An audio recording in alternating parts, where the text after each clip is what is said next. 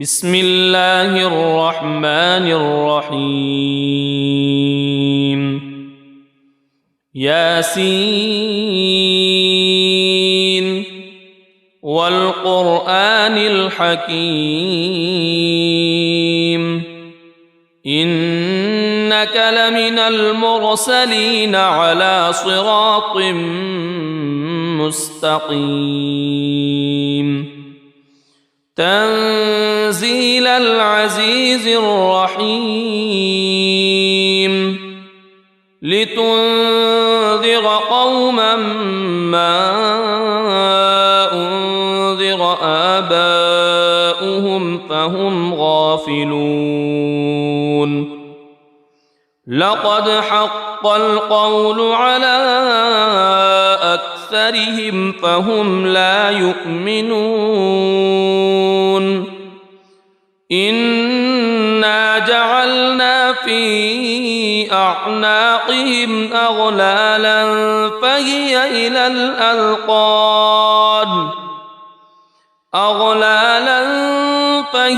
إلى الأذقان فهم مقمحون وجعلنا من بين أيديهم سدا ومن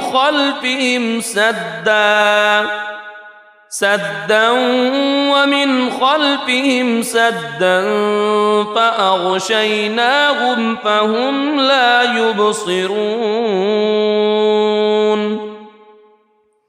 وسواء عليهم أأنذرتهم أم لم تنذرهم لا يؤمنون إنما تنذر من اتبع الذكر وخشي الرحمن بالغيب فبشره بمغفرة وأجر كريم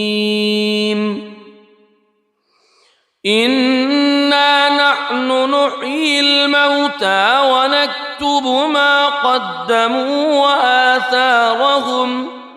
وكل شيء أحصيناه في إمام مبين واضرب لهم مثلا أصحاب القرية إذ جاءها المرسلون إذ أرسلنا إليهم اثنين فكذبوهما فعززنا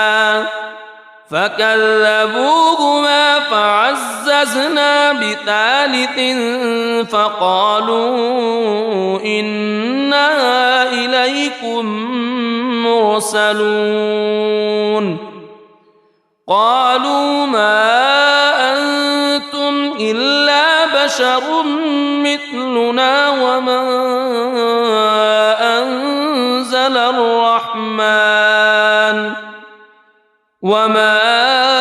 أنزل الرحمن من شيء إن أنتم إلا تكذبون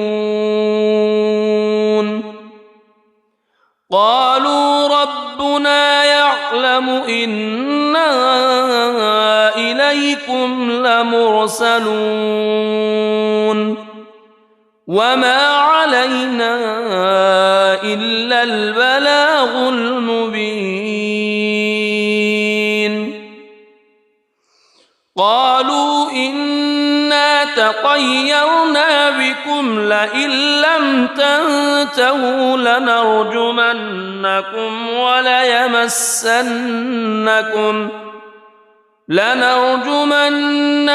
وليمسنكم منا عذاب أليم قالوا طائركم معكم أئن ذكرتم بل أنتم قوم مسرفون وجاء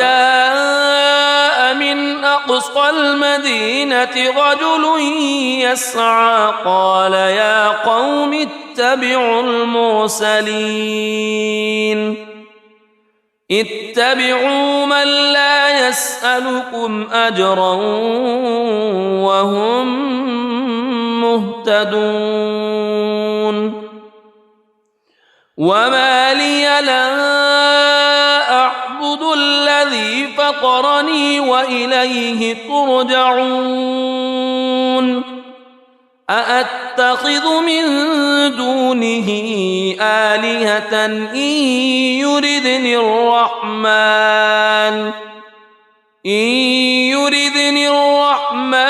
بضر لا تغن عني شفاعتهم شيئا ولا ينقذون إني إذا لفي ضلال مبين إني آمنت بربكم فاسمعون قيل ادخل الجنة قال يا ليت قومي يعلمون بما غفر لي ربي وجعلني من المكرمين وما أنزلنا على قومه من بعده من جند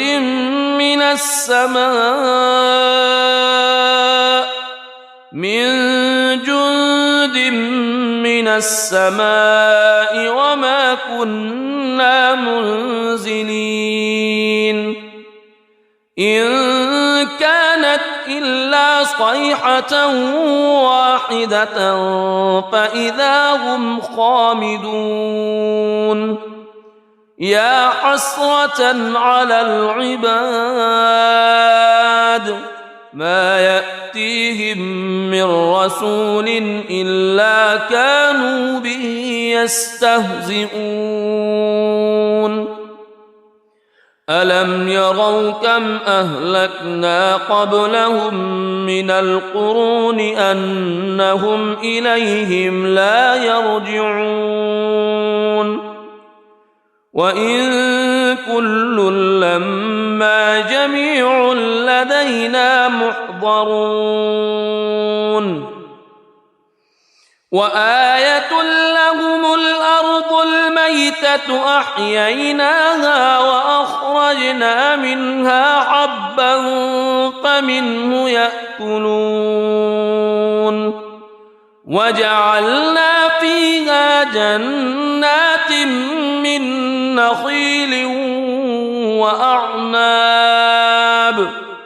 من نخيل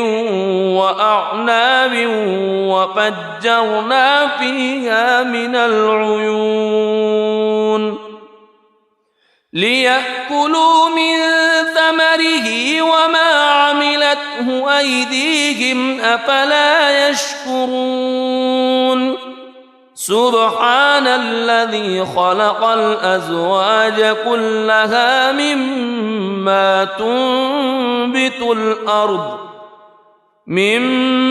تنبت الأرض ومن أنفسهم ومما لا يعلمون وآية لهم الليل نسلخ منه النهار فإذا هم مظلمون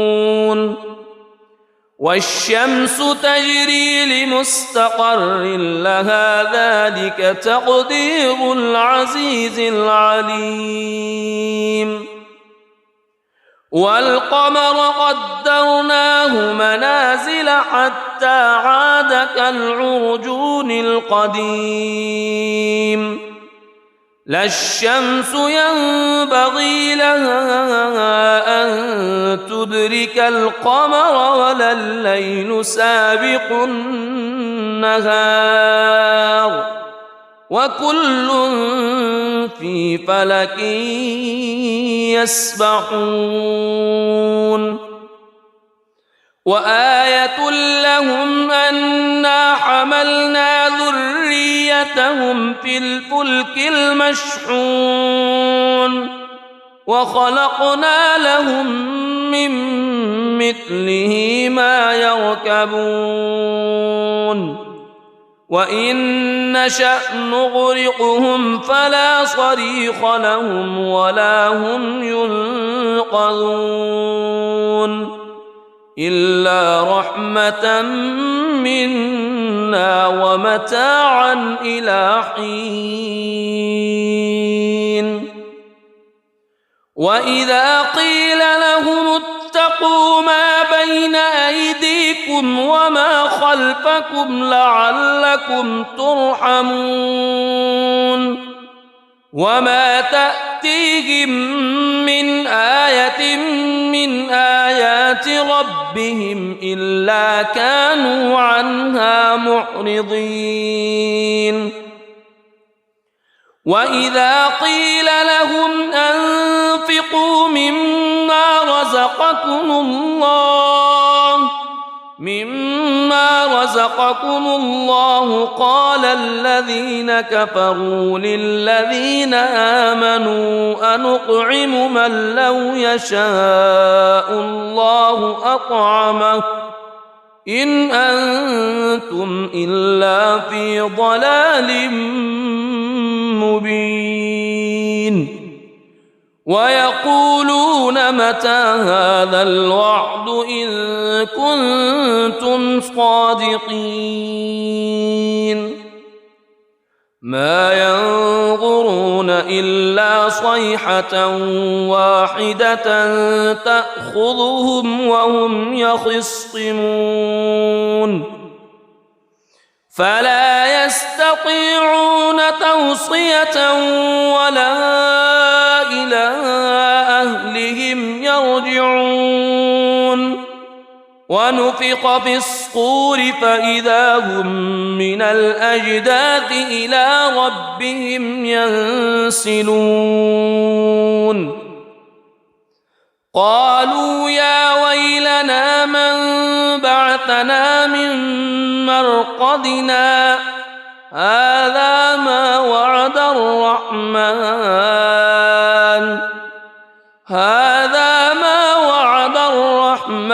وصدق المرسلون إن كانت إلا صيحة واحدة فإذا هم جميع لدينا محضرون فاليوم لا تظلم نفس شيئا ولا تجزون إلا ما كنتم تعملون إن أصحاب الجنة اليوم في شغل فاكهون هم وأزواجهم في ظلال على الأرائك متكئون لهم فيها فاكهة ولهم ما يدعون سلام قولا من رب رحيم وامتازوا اليوم أيها المجرمون ألم أعهد إليكم يا بني ألا تعبدوا الشيطان ألم أعهد إليكم يا بني آدم ألا تعبدوا الشيطان إنه لكم عدو مبين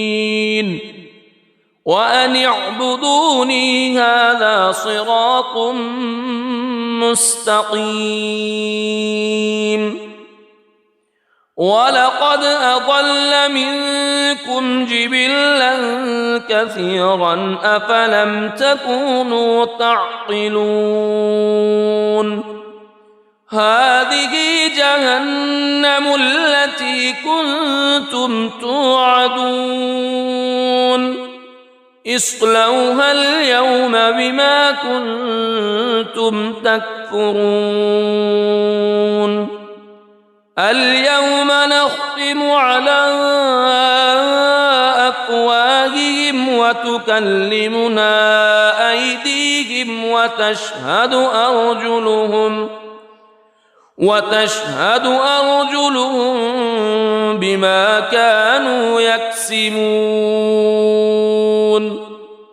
ولو نشاء لطمسنا على أعينهم فاستبقوا الصراط فأنى يبصرون ولو نشاء لمسخناهم على مكانتهم فما استطاعوا مضيا ولا يرجعون ومن نعمره ننكسه في الخلق أفلا يعقلون وما علمناه الشعر وما ينبغي له إن هو إلا ذكر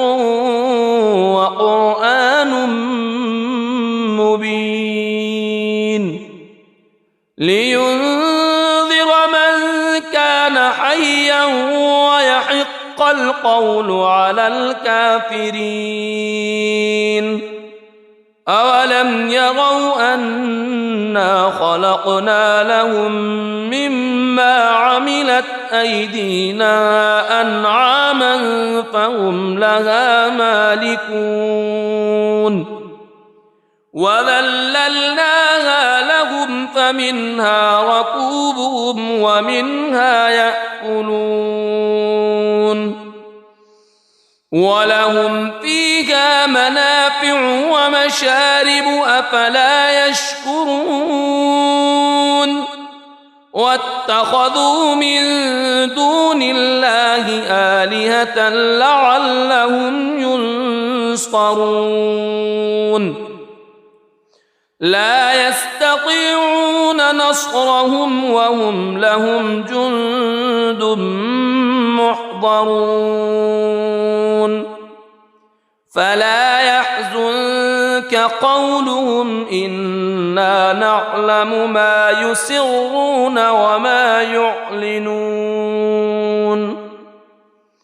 أولم ير الإنسان أنا خلقناه من نطفة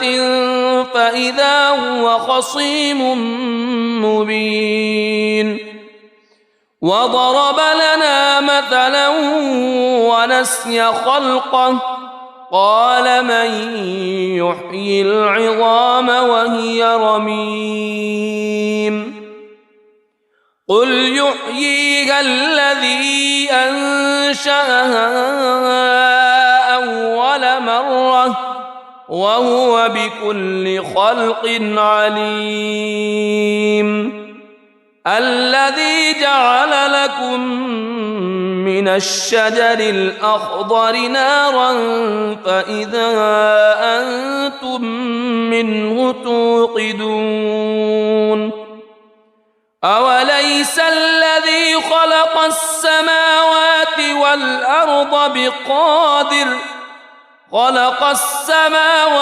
والأرض بقادر على أن يخلق مثلهم بلى وهو الخلاق العليم إنما أمره إذا أراد شيئا أن يقول له كن فيكون فسبحان الذي بيده ملكوت كل شيء وإليه ترجعون بسم الله الرحمن الرحيم الرحمن علم القرآن خلق الإنسان علمه البيان الشمس والقمر بحسبان والنجم والشجر يسجدان والسماء رفعها ووضع الميزان ألا تطغوا في الميزان وأقيموا الوزن بالقسط ولا تخسروا الميزان والأرض وضعها للأنام فيها فاكهة والنخل ذات الأكمام والحب ذو العصف والريحان فبأي آلاء ربكما تكذبان خلق الإنسان من صلصال كالفخار وخلق الجان من مارج من نار فبأي آلاء ربكما تكذبان رب المشرقين ورب المغربين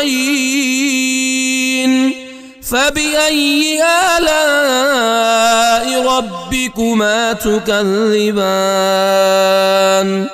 مرج البحرين يلتقيان بينهما برزخ لا يبغيان فبأي آلاء ربكما تكذبان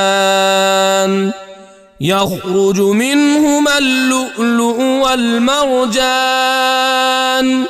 فبأي آلاء ربكما تكذبان وله الجوار المنشآت في البحر كالأعلام فبأي آلاء ربكما تكذبان كل من عليها فان ويبقى وجه ربك ذو الجلال والإكرام فبأي آلاء ربكما تكذبان يسأله من في السماوات والأرض كل يوم هو في شأن فبأي آلاء ربكما تكذبان سنفرغ لكم أيها الثقلان فبأي آلاء ربكما تكذبان يا معشر الجن والإنس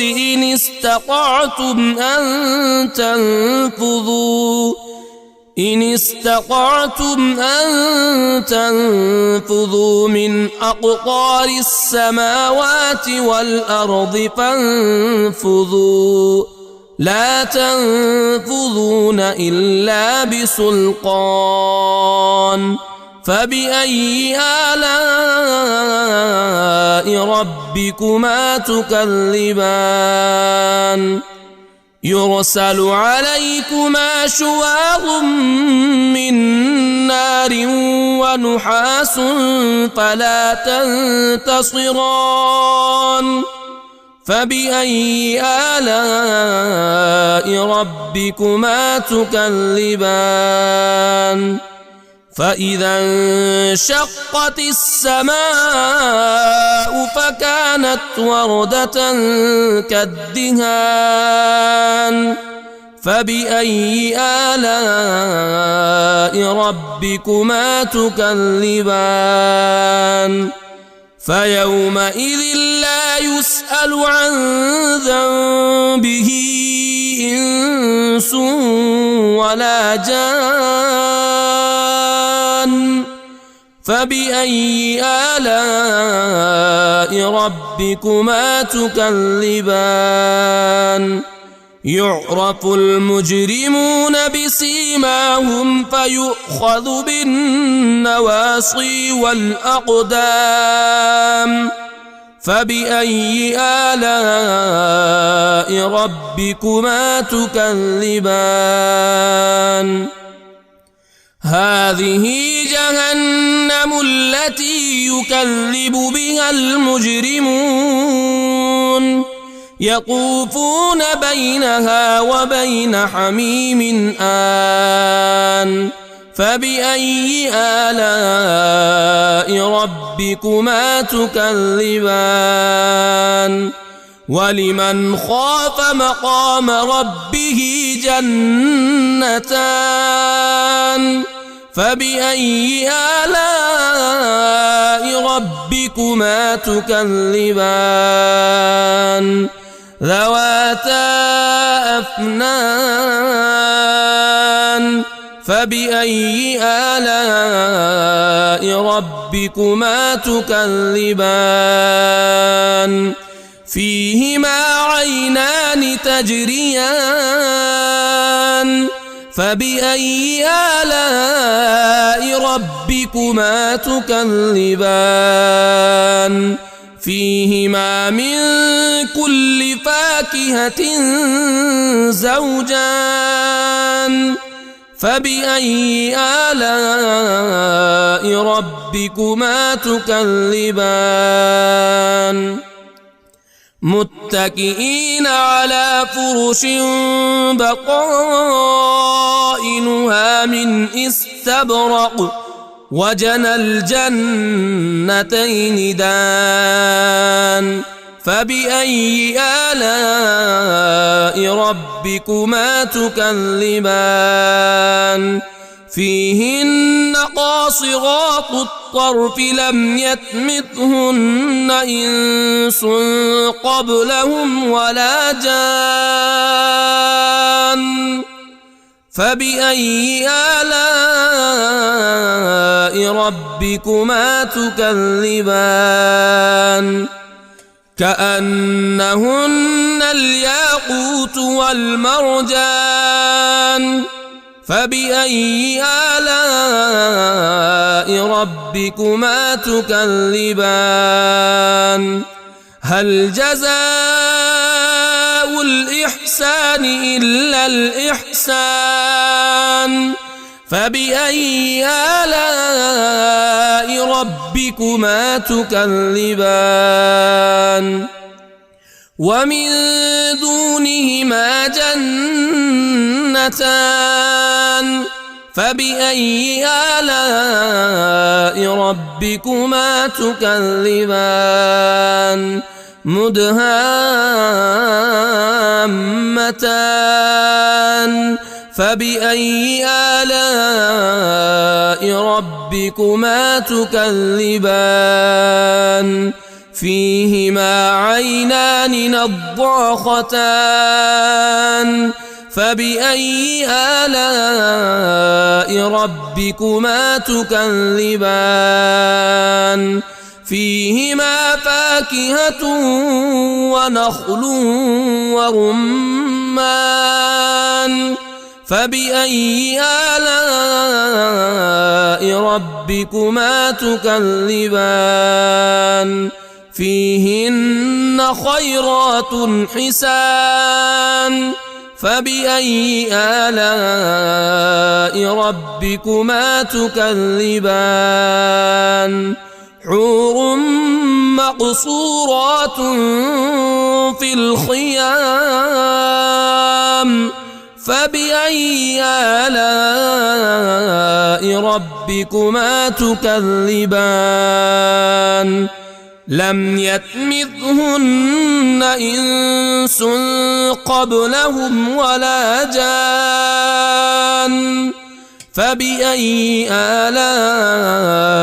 ربكما تكذبان متكئين على رفرف خضر وعبقري حسان فبأي آلاء ربكما تكذبان تبارك اسم ربك ذي الجلال والإكرام بسم الله الرحمن الرحيم ياسين والقرآن الحكيم إنك لمن المرسلين على صراط مستقيم تنزيل العزيز الرحيم لتنذر قوما ما أنذر آباؤهم فهم غافلون لقد حق القول على أكثرهم فهم لا يؤمنون إنا جعلنا في أعناقهم أغلالا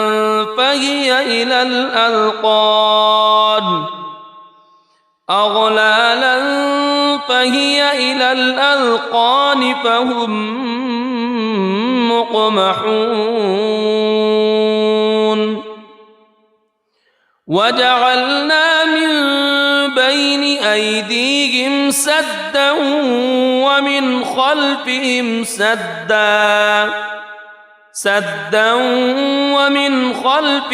سدا فأغشيناهم فهم لا يبصرون وسواء عليهم أأنذرتهم أم لم تنذرهم لا يؤمنون إنما تنذر من اتبع الذكر وخشي الرحمن بالغيب فبشره بمغفرة وأجر كريم إنا نحن نحيي الموتى ونكتب ما قدموا وآثارهم وكل شيء أحصيناه في إمام مبين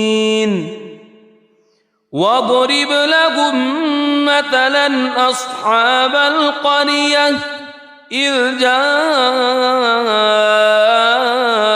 المرسلون إذ أرسلنا إليهم اثنين فكذبوهما فعززنا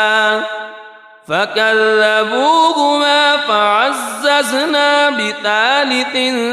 فقالوا إنا إليكم مرسلون قالوا ما أنتم إلا بشر مثلنا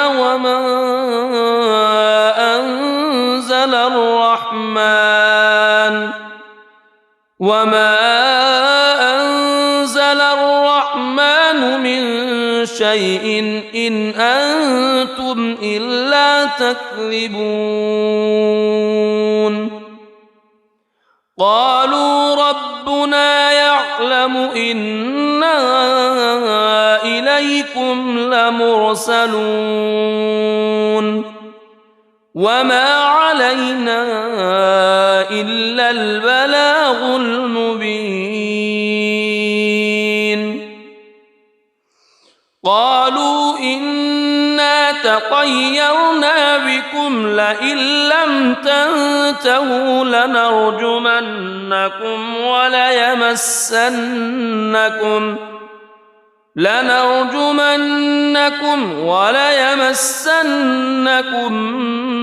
منا عذاب أليم قالوا طائركم معكم أئن ذكرتم بل أنتم قوم مسرفون وجاء من أقصى المدينة رجل يسعى قال يا قوم اتبعوا المرسلين اتبعوا من لا يسألكم أجرا وهم مهتدون وما لي لا أعبد الذي فطرني وإليه ترجعون أأتخذ من دونه آلهة إن يردني الرحمن بضر لا تغن عني شفاعتهم شيئا ولا ينقذون إني إذا لفي ضلال مبين إني آمنت بربكم فاسمعون قيل ادخل الجنة قال يا ليت قومي يعلمون بما غفر لي ربي وجعلني من المكرمين وما أنزلنا على قومه من بعده من جند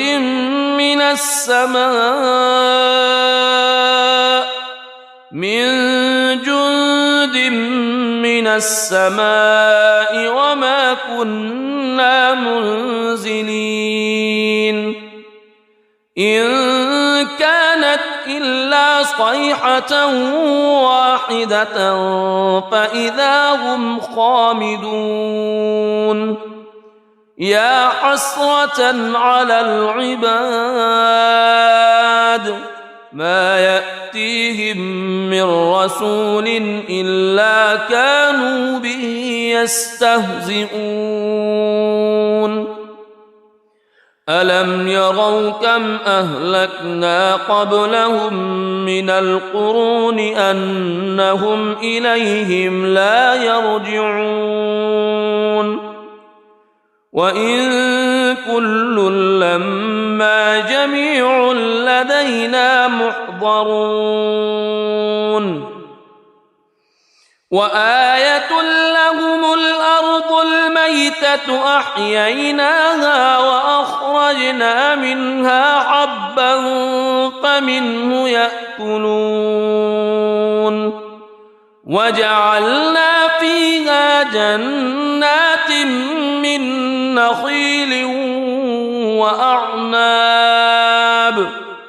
من نخيل وأعناب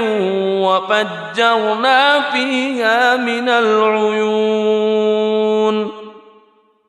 ليأكلوا من ثمره وما عملته أيديهم أفلا يشكرون سبحان الذي خلق الأزواج كلها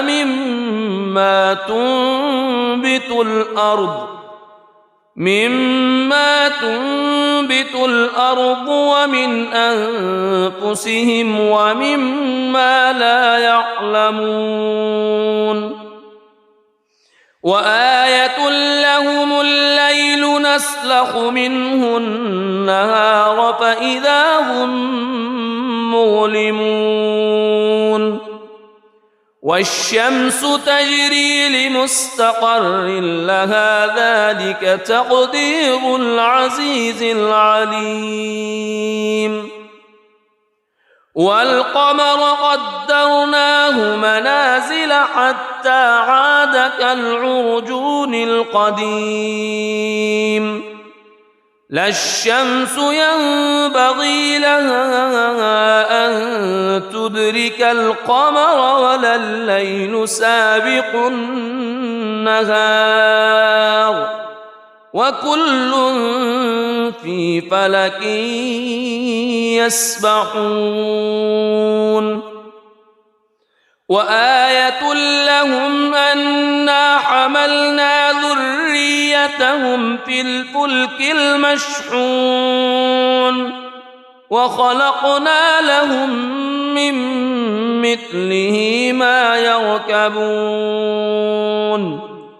وإن نشأ نغرقهم فلا صريخ لهم ولا هم ينقذون إلا رحمة منا ومتاعا إلى حين وإذا قيل لهم اتقوا ما بين أيديكم وما خلفكم لعلكم ترحمون وما تأتيهم من آية من آيات ربهم إلا كانوا عنها معرضين وإذا قيل لهم أنفقوا مما رزقكم الله قال الذين كفروا للذين آمنوا أنطعم من لو يشاء الله أطعمه إن أنتم إلا في ضلال مبين ويقولون متى هذا الوعد إن كنتم صادقين ما ينظرون إلا صيحة واحدة تأخذهم وهم يخصمون فلا يستطيعون توصية ولا إلى أهلهم يرجعون ونفخ في الصور فإذا هم من الأجداث إلى ربهم ينسلون قالوا يا ويلنا من بعثنا من مرقدنا هذا ما وعد الرحمن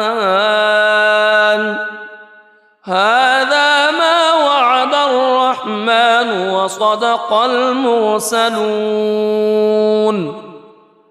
إن كانت إلا صيحة واحدة فإذا هم جميع لدينا محضرون فاليوم لا تظلم نفس شيئا ولا تجزون إلا ما كنتم تعملون إن أصحاب الجنة اليوم في شغل فاكهون هم وأزواجهم في ظلال على الأرائك متكئون لهم فيها فاكهة ولهم ما يدعون سلام قولا من رب رحيم وامتازوا اليوم أيها المجرمون ألم أعهد إليكم يا بني ألا تعبدوا الشيطان ألم أعهد إليكم يا بني آدم ألا تعبدوا الشيطان إنه لكم عدو مبين وأن اعبدوني هذا صراط مستقيم ولقد أضل منكم جبلا كثيرا أفلم تكونوا تعقلون هذه جهنم التي كنتم توعدون اصلوها اليوم بما كنتم تكفرون اليوم نختم على أفواههم وتكلمنا أيديهم وتشهد أرجلهم بما كانوا يكسبون ولو نشاء لطمسنا على أعينهم فاستبقوا الصراط فأنى يبصرون ولو نشاء لمسخناهم على مكانتهم فما استطاعوا مضيا ولا يرجعون ومن نعمره ننكسه في الخلق أفلا يعقلون وما علمناه الشعر وما ينبغي له إن هو إلا ذكر وقرآن مبين لينذر من كان حيا ويحق القول على الكافرين أولم يروا أنا خلقنا لهم مما عملت أيدينا أنعاما فهم لها مالكون وذللناها لهم فمنها ركوبهم ومنها يأكلون ولهم فيها منافع ومشارب أفلا يشكرون واتخذوا من دون الله آلهة لعلهم ينصرون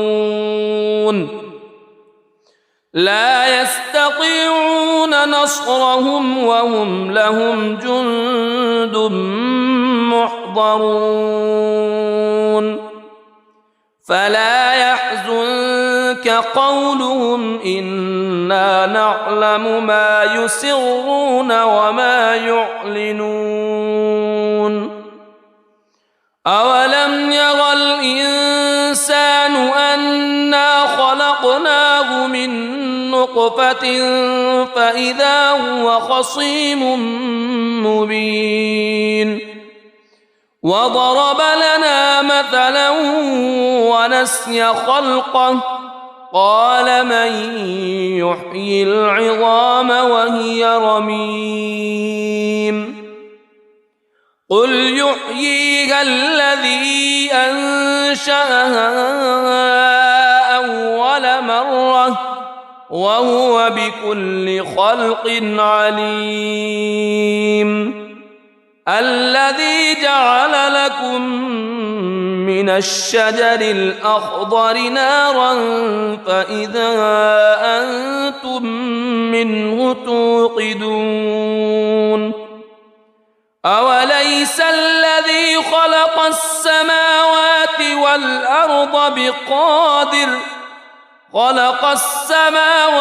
والأرض بقادر على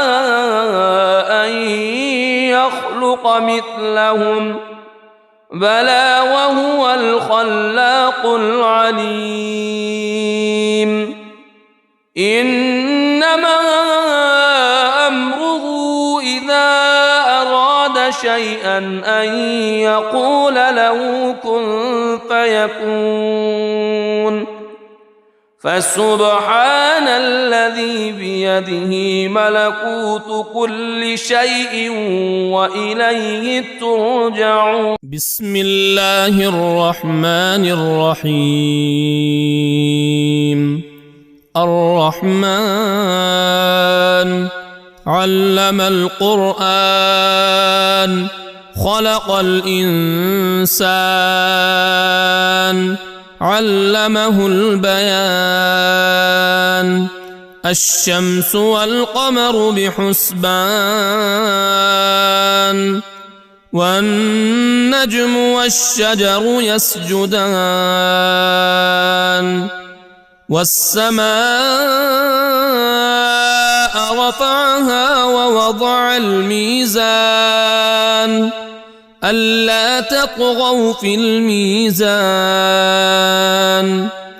وأقيموا الوزن بالقسط ولا تخسروا الميزان.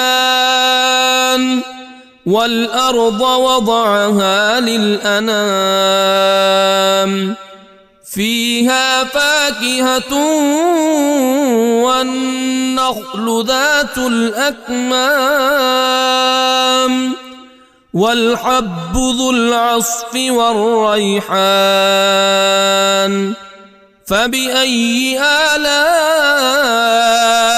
ربكما تكذبان؟ خلق الإنسان من صلصال كالفخار وخلق الجان من مارج من نار. فبأي آلاء ربكما تكذبان؟ رب المشرقين ورب المغربين. فبأي آلاء ربكما تكذبان؟ مرج البحرين يلتقيان بينهما برزخ لا يبغيان. فبأي آلاء ربكما تكذبان؟ يخرج منهما اللؤلؤ والمرجان. فبأي آلاء ربكما تكذبان؟ وله الجوار المنشآت في البحر كالأعلام. فبأي آلاء ربكما تكذبان؟ كل من عليها فان ويبقى وجه ربك ذو الجلال والإكرام. فبأي آلاء ربكما تكذبان؟ يسأله من في السماوات والأرض كل يوم هو في شأن. فبأي آلاء ربكما تكذبان؟ سنفرغ لكم أيها الثقلان. فبأي آلاء ربكما تكذبان؟ يا معشر الجن والإنس إن استطعتم أن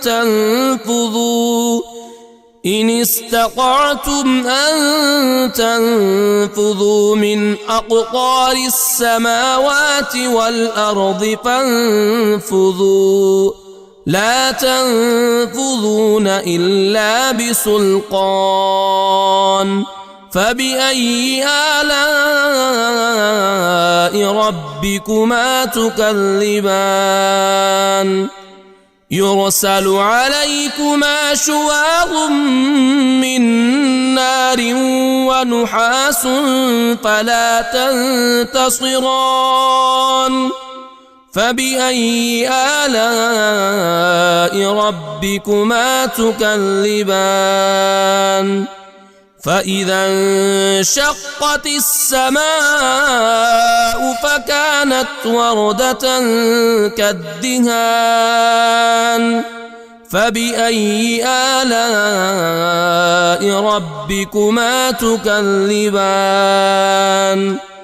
فيومئذ لا يسأل عن ذنبه إنس ولا جان فبأي آلاء ربكما تكذبان يعرف المجرمون بسيماهم فيؤخذ بالنواصي والأقدام فبأي آلاء ربكما تكذبان هذه جهنم التي يكذب بها المجرمون يطوفون بينها وبين حميم آن فبأي آلاء ربكما تكذبان ولمن خاف مقام ربه جنتان فبأي آلاء ربكما تكذبان ذواتا أفنان فبأي آلاء ربكما تكذبان فيهما عينان تجريان فبأي آلاء ربكما تكذبان فيهما من كل فاكهة زوجان فبأي آلاء ربكما تكذبان متكئين على فرش بطائنها من استبرق وجنى الجنتين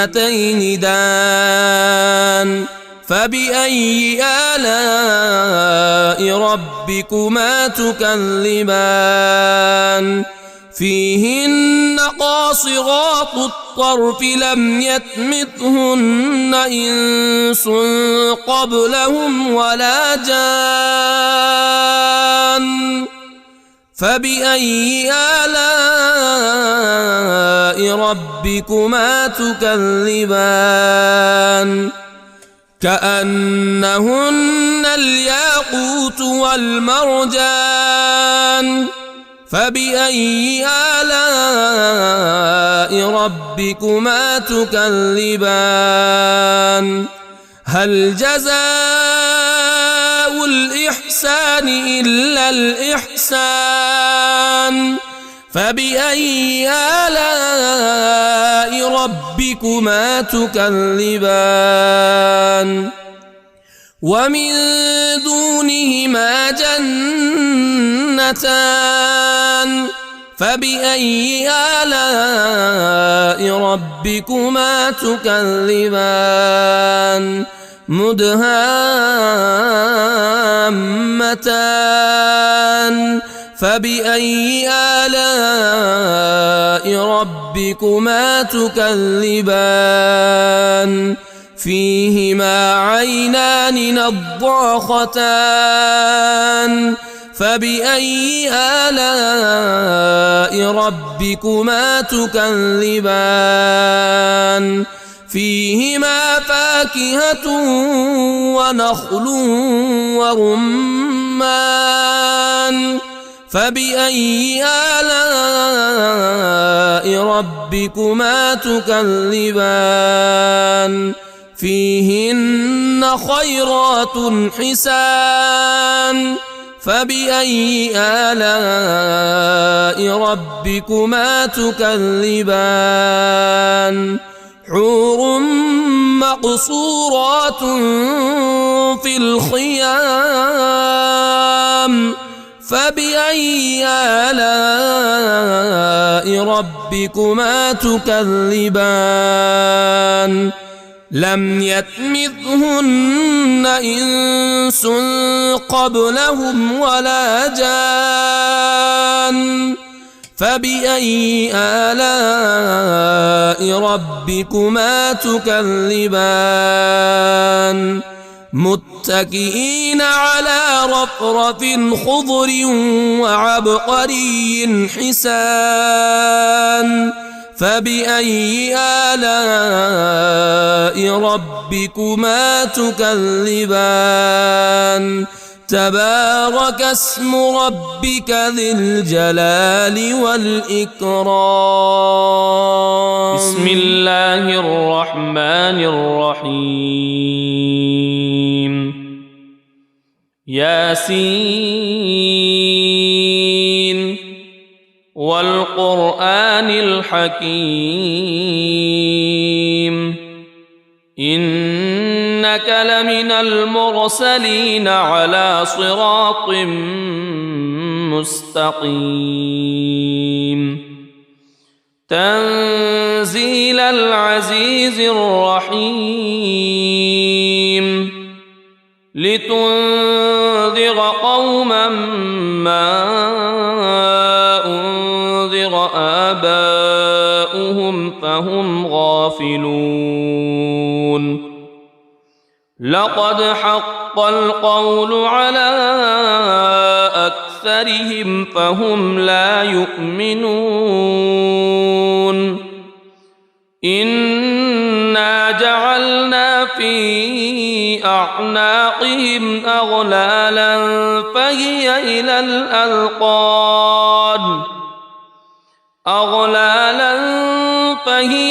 الأذقان فهم مقمحون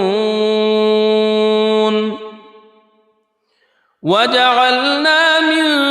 بين أيديهم سدا ومن خلفهم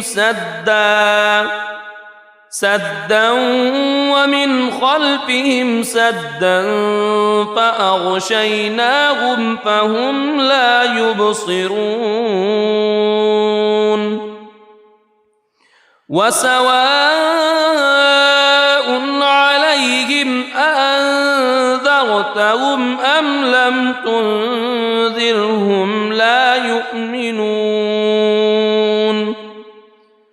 إنما تنذر من اتبع الذكر وخشي الرحمن بالغيب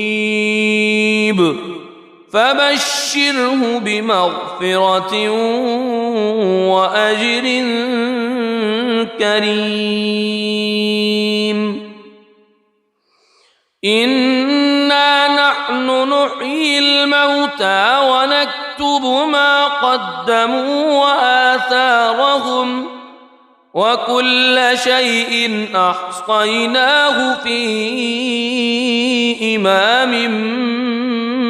مبين واضرب لهم مثلا أصحاب القرية إذ جاءها المرسلون إذ أرسلنا إليهم اثنين فكذبوهما فعززنا بثالث فقالوا إنا إليكم مرسلون قالوا ما أنتم إلا بشر مثلنا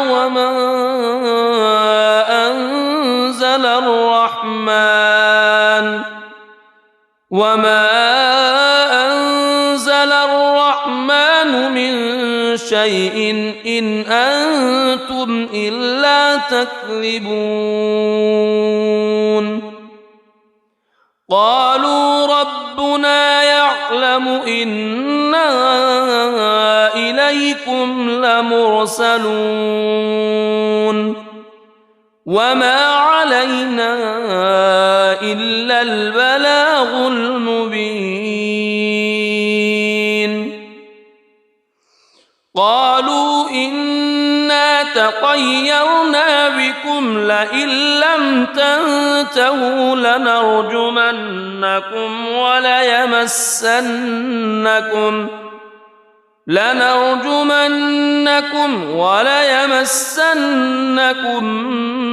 منا عذاب أليم قالوا طائركم معكم أئن ذكرتم بل أنتم قوم مسرفون وجاء من أقصى المدينة رجل يسعى قال يا قوم اتبعوا اتبعوا من لا يسألكم أجرا وهم مهتدون وما لي لا أعبد الذي فطرني وإليه ترجعون أأتخذ من دونه آلهة إن يردني الرحمن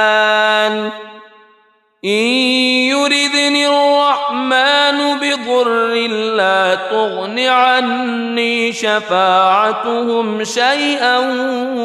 ولا ينقذون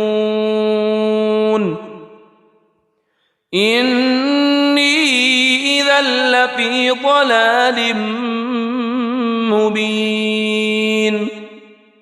إني آمنت بربكم فاسمعون قيل ادخل الجنة قال يا ليت قومي يعلمون بما غفر لي ربي وجعلني من المكرمين وما أنزلنا على قومه من بعده من جند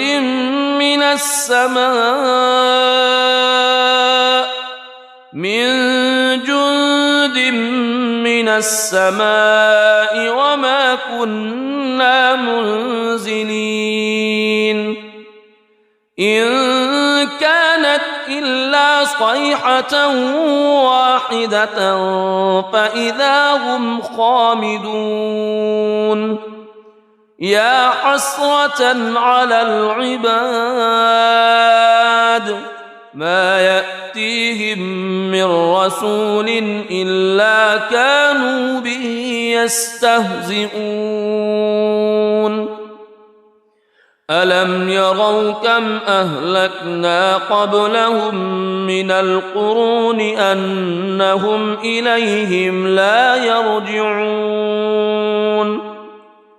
وإن كل لما جميع لدينا محضرون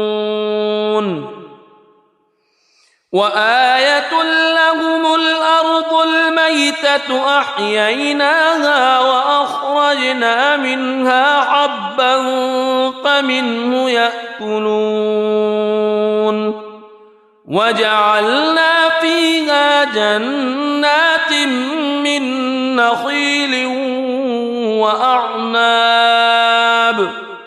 من نخيل وأعناب وفجرنا فيها من العيون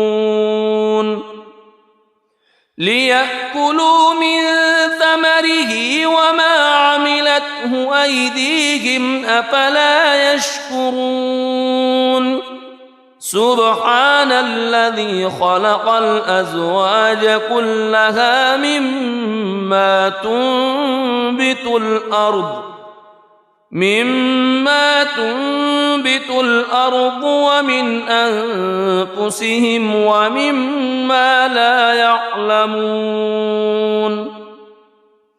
وآية لهم الليل نسلخ منه النهار فإذا هم مظلمون والشمس تجري لمستقر لها ذلك تقدير العزيز العليم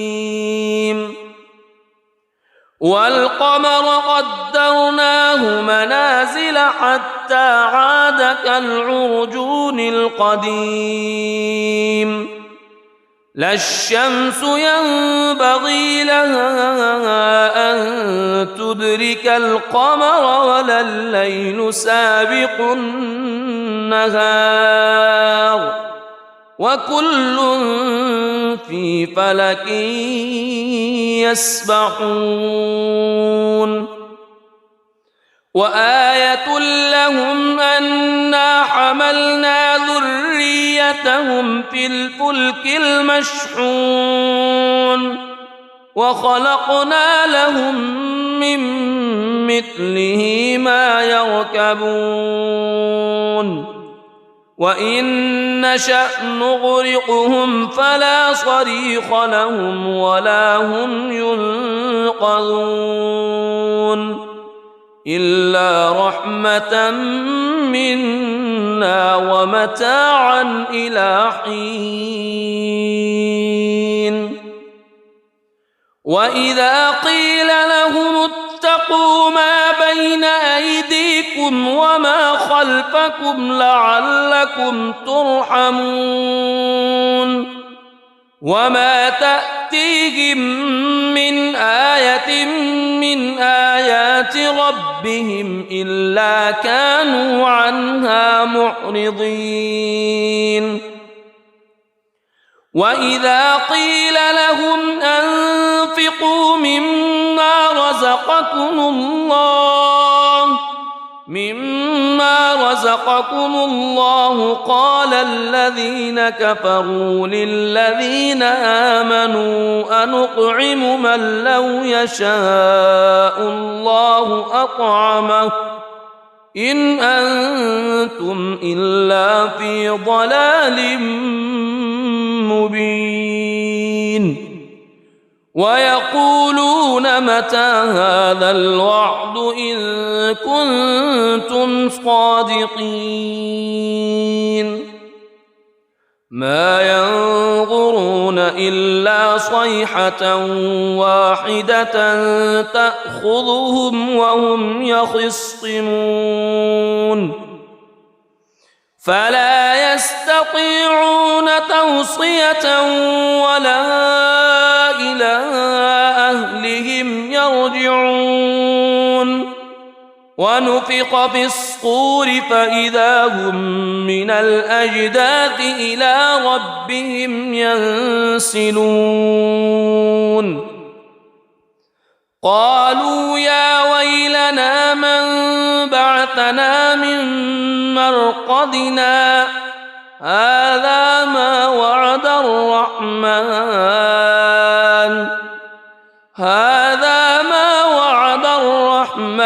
وصدق المرسلون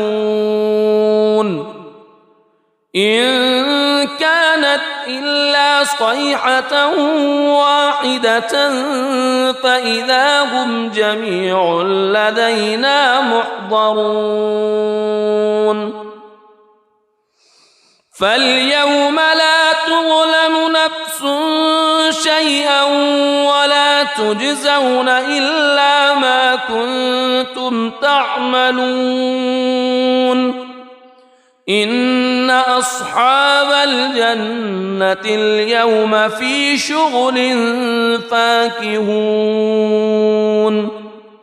هم وأزواجهم في ظلال على الأرائك متكئون لهم فيها فاكهة ولهم ما يدعون سلام قولا من رب رحيم وامتازوا اليوم أيها المجرمون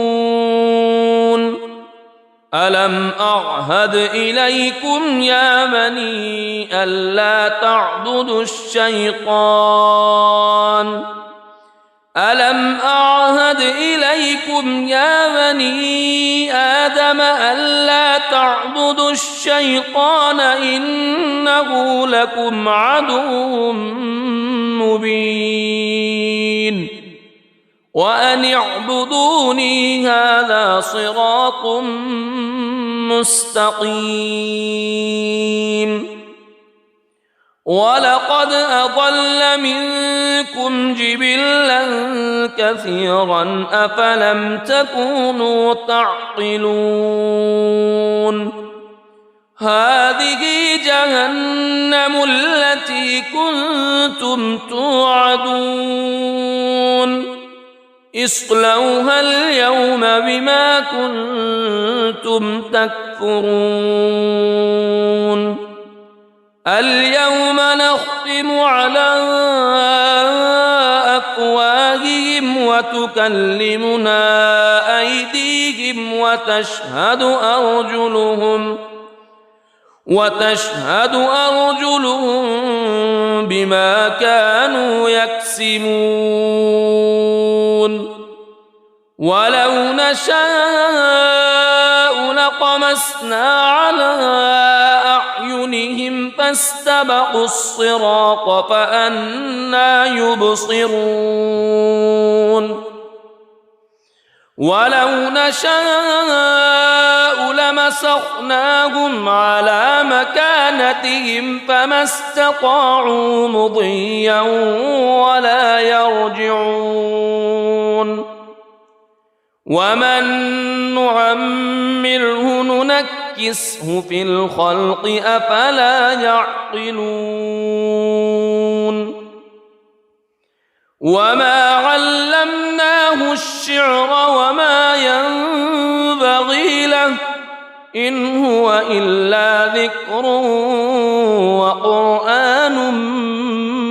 مبين لينذر من كان حيا ويحق القول على الكافرين أولم يروا أنا خلقنا لهم مما عملت أيدينا أنعاما فهم لها مالكون وذللناها لهم فمنها ركوبهم ومنها يأكلون ولهم فيها منافع ومشارب أفلا يشكرون واتخذوا من دون الله آلهة لعلهم ينصرون لا يستطيعون نصرهم وهم لهم جند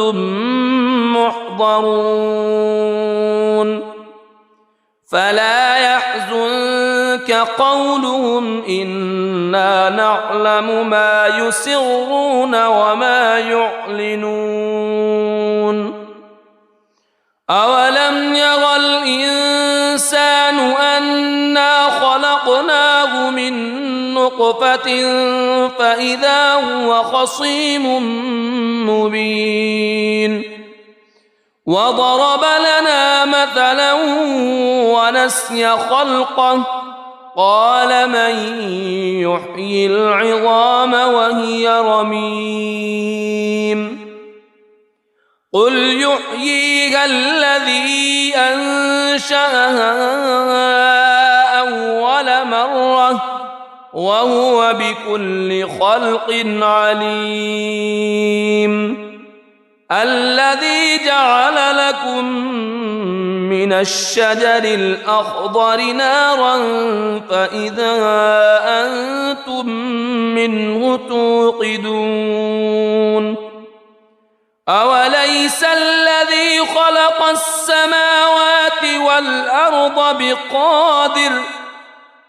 السماوات والأرض بقادر على أن يخلق مثلهم بلى وهو الخلاق العليم إنما أمره إذا أراد شيئا أن يقول له كن فيكون فسبحان الذي بيده ملكوت كل شيء وإليه ترجعون. بسم الله الرحمن الرحيم. الرحمن علم القرآن خلق الإنسان علمه البيان الشمس والقمر بحسبان والنجم والشجر يسجدان والسماء رفعها ووضع الميزان ألا تطغوا في الميزان وأقيموا الوزن بالقسط ولا تخسروا الميزان والأرض وضعها للأنام فيها فاكهة والنخل ذات الأكمام والحب ذو العصف والريحان فبأي آلاء ربكما تكذبان خلق الإنسان من صلصال كالفخار وخلق الجان من مارج من نار فبأي آلاء ربكما تكذبان رب المشرقين ورب المغربين فبأي آلاء ربكما تكذبان مرج البحرين يلتقيان بينهما برزخ لا يبغيان فبأي آلاء ربكما تكذبان يخرج منهما اللؤلؤ والمرجان فبأي آلاء ربكما تكذبان وله الجوار المنشآت في البحر كالأعلام فبأي آلاء ربكما تكذبان كل من عليها فان ويبقى وجه ربك ذو الجلال والإكرام فبأي آلاء ربكما تكذبان يسأله من في السماوات والأرض كل يوم هو في شأن فبأي آلاء ربكما تكذبان سنفرغ لكم أيها الثقلان فبأي آلاء ربكما تكذبان يا معشر الجن والإنس إن استطعتم إن استطعتم أن تنفذوا من أقطار السماوات والأرض فانفذوا لا تنفذون إلا بسلطان فبأي آلاء ربكما تكذبان يرسل عليكما شواظ من نار ونحاس فلا تنتصران فبأي آلاء ربكما تكذبان فإذا انشقت السماء فكانت وردة كالدهان فبأي آلاء ربكما تكذبان فيومئذ لا يسأل عن ذنبه إنس ولا جان فبأي آلاء ربكما تكذبان يعرف المجرمون بسيماهم فيؤخذ بالنواصي والأقدام فبأي آلاء ربكما تكذبان هذه جهنم التي يكذب بها المجرمون يطوفون بينها وبين حميم آن فبأي آلاء ربكما تكذبان ولمن خاف مقام ربه جنتان فبأي آلاء ربكما تكذبان ذواتا أفنان فبأي آلاء ربكما تكذبان فيهما عينان تجريان فبأي آلاء ربكما تكذبان فيهما من كل فاكهة زوجان فبأي آلاء ربكما تكذبان متكئين على فرش بطائنها من استبرق وجنى الجنتين دان فبأي آلاء ربكما تكذبان فيهن قاصرات الطرف لم يطمثهن إنس قبلهم ولا جان فبأي آلاء ربكما تكذبان كأنهن الياقوت والمرجان فبأي آلاء ربكما تكذبان هل جزاء الإحسان إلا الإحسان فبأي آلاء ربكما تكذبان ومن